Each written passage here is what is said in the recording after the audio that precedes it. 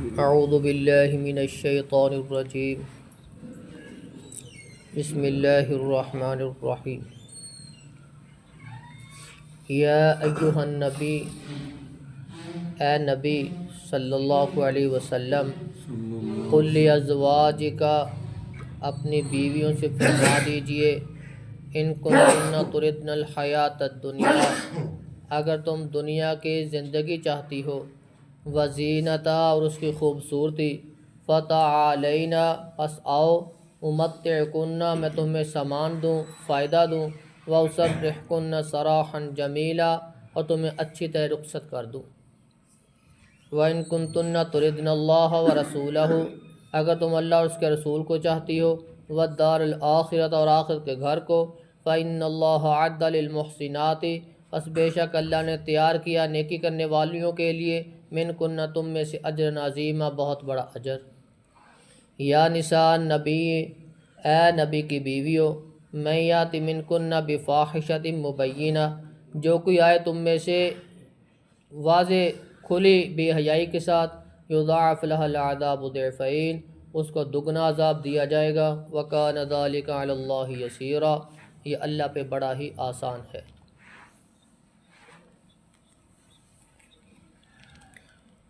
اللہ رب العزت نے جب ازواج مطہرات رضی اللہ عنہن نے آپ صلی اللہ علیہ وسلم سے یہ کپڑے وغیرہ کا مطالبہ کیا، دوسرے انصاری عورتوں کو دیکھ کر کہ وہ بھی اچھے کپڑے پہن رہی ہیں، اچھا لباس پہن رہی ہیں، تو چلو ہم بھی پہن لیں۔ اب مال آ گیا ہے، تنگی ختم ہو گئی ہے۔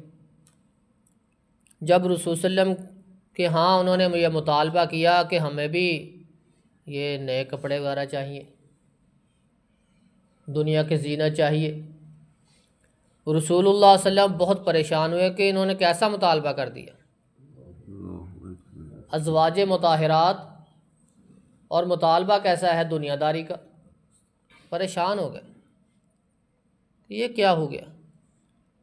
اللہ رب العزت نے پھر یہ آیات نازل کی، ان کو اختیار دے دیا بیویوں کو، کیا نبی ان سے کہیے اگر دنیا کی زندگی چاہتی ہیں،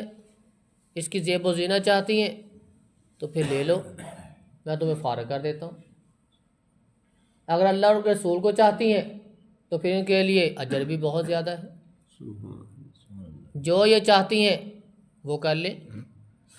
آپ علیہ الصلاۃ والسلام نے انہیں سب سے کہہ دیا کہ آپ جاؤ اپنے گھروں میں مشورہ کر لو جا کے کہ آپ نے کیا کرنا ہے۔ عائشہ صدیقہ رضی اللہ تعالی عنہا نے کہا کہ مجھے مشورے کی ضرورت نہیں ہے، میں اللہ اور اس کے رسول کو چاہتی ہوں، مجھے دنیا نہیں چاہیے، مجھے کسی مشورے کی ضرورت نہیں ہے۔ جس بیوی سے پوچھا اس نے یہی کہا کہ ہمیں نہیں چاہیے یہ دنیا کی زیب و زینت، ہمیں اللہ اور اس کا رسول چاہیے۔ اختیار دیا، ازواج مطہرات رضی اللہ عنہن نے اللہ اور اس کے رسول اور آخر گھر کو چنا، دنیا کی زندگی، دنیا کی زیب و زینت، اس کی آرائش، اس کو ترک کر دیا۔ جتنا جس کا مقام ہوتا ہے اس کی سزا بھی اتنی ہوتی ہے، اس کی جزا بھی اتنی ہوتی ہے۔ انبیاء علیہم الصلاۃ والسلام وہ عظمت کے اعتبار سے بڑے اعلیٰ جماعت انسانوں میں، انبیاء میں سے رسول اللہ صلی اللہ علیہ وسلم سب سے اعلیٰ، اور پھر امام الانبیاء کی ازواج ہوں، امہات المؤمنین ہوں، ان کا مقام کتنا اعلیٰ ہے، امام الانبیاء کی بیویاں ہیں۔ اللہ رب العزت نے فرمایا اے نبی کی بیویوں، اگر تم میں سے کوئی گناہ کرے گی نا تو ڈبل سزا ہوگی، کیونکہ تمہارا مقام بھی اتنا ہی ہے، تمہارے مقام اور تمہاری عظمت کے اعتبار سے تمہاری سزا بھی اتنی ہوگی، ڈبل سزا ہوگی۔ ازواج مطہرات رضی اللہ عنہن کبھی سوچ بھی نہیں سکتی کہ اللہ اور اس کے رسول کی نافرمانی کریں، کوئی گناہ کریں،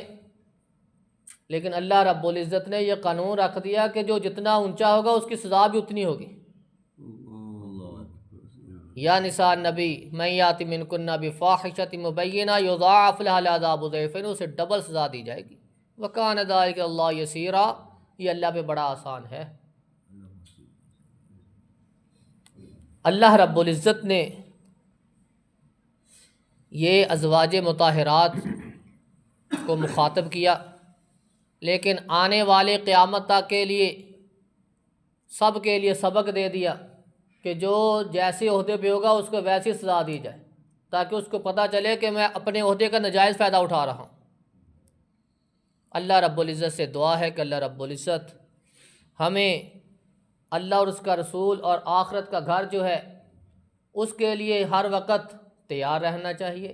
اللہ اور اس کے رسول کی اطاعت میں زندگی گزارنی چاہیے، یہی ہمارے لیے سبق ہے۔ اللہ رب العزت سے دعا ہے کہ اللہ رب العزت ہمیں صحیح معنوں میں مسلمان بن کے قرآن و سنت کے مطابق زندگی گزارنے کی توفیق عطا فرمائے۔ سبحان ربک رب العزت عما یصفون۔